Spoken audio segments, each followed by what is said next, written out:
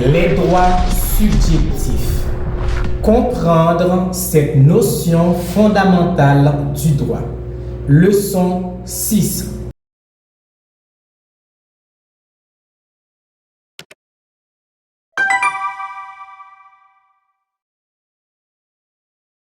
Vous suivez la rubrique Droit vers le droit sur les plateformes d'Univers dans une main. C'est toujours avec vous, Maître Séméus. Les droits subjectifs représentent l'ensemble des prérogatives que possède une personne en raison de sa position dans une relation donnée, que ce soit avec d'autres personnes ou vis-à-vis d'un bien. Ces droits ancrés dans le système juridique sont essentiels pour encadrer les interactions humaines et leurs rapports économiques. Cette vidéo de la rubrique Droit vers le droit vous propose une exploration approfondie des droits subjectifs afin de comprendre leur classification et leur implication dans le système juridique. Qu'est-ce que les droits subjectifs? Les droits subjectifs sont des droits attribués à un individu en tant que sujet de droit pour protéger ses intérêts légitimes. Par exemple, les droits des parents sur leurs enfants, comme autorité parentale, droit de garde, etc. Droits du propriétaire sur ses biens comme vendre, louer ou exploiter. Droit du créancier sur son débiteur, comme exiger le remboursement d'une dette. Ces droits se divisent en deux catégories principales, les droits patrimoniaux et les droits extra-patrimoniaux. Les droits patrimoniaux sont ceux qui peuvent être intégrés dans le patrimoine d'une personne et évalués en argent. Ils se situent dans le commerce. C'est-à-dire, ils peuvent être vendus, cédés, loués ou exploités. Les droits patrimoniaux ont deux sous-catégories, les droits réels et les droits personnels. Les droits réels concernent une chose comme un bien matériel. Le mot réel ou le terme réel vient du mot latin res qui signifie chose. Ces droits incluent le droit de propriété, comme possession totale ou exploitation d'un bien, usufruit, l'utilisation d'un bien appartenant à autrui, mais à condition de le conserver de manière intacte. Servitude, droit d'usage sur un bien d'autrui, comme droit de passage. D'autres droits incluent hypothèque, garantie d'une dette sur un bien immobilier sans transfert de possession. Anticrèse, remise temporaire d'un immeuble à un créancier en échange d'une dette. Gage, garantie sur un bien meuble comme bijoux, meubles, voitures, etc.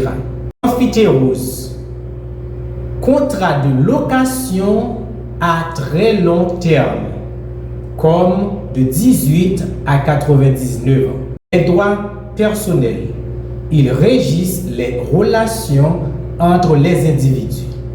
Par exemple, les droits d'un employé envers son employeur, les droits d'un artisan envers son client.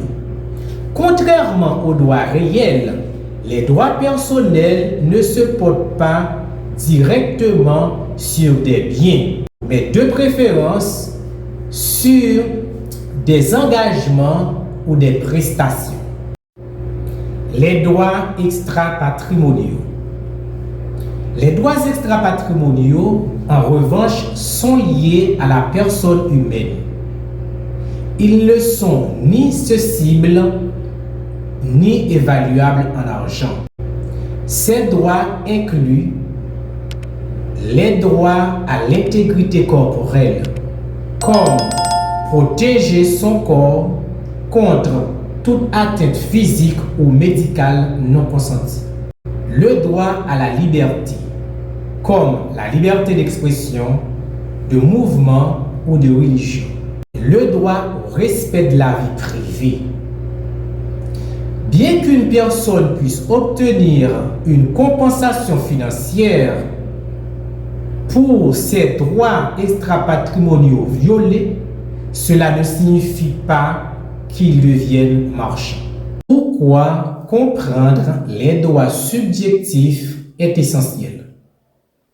La connaissance des droits subjectifs est cruciale pour protéger vos intérêts et ceux de vos proches, comme en cas de litige familial ou commercial, pour protéger vos intérêts et vos droits, pour éviter les abus dans vos relations personnelles ou professionnelles.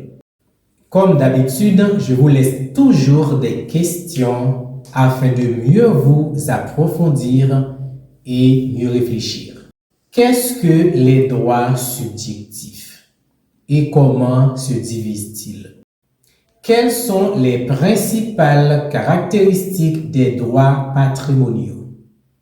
Quelle différence existe-t-il entre l'hypothèque et l'anticrèse? Quels droits peut-on considérer comme droits extra-patrimoniaux?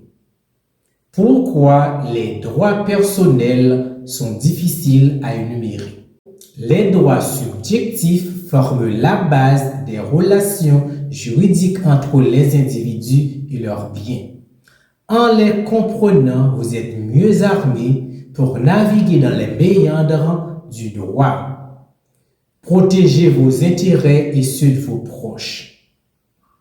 Restez connectés à Univers dans une main pour d'autres leçons enrichissantes de la rubrique Droit vers le droit. Merci d'avoir suivi cette vidéo. N'oubliez pas de liker, de commenter ou de partager afin que d'autres gens puissent regarder cette vidéo de la rubrique Droit vers le droit. Merci.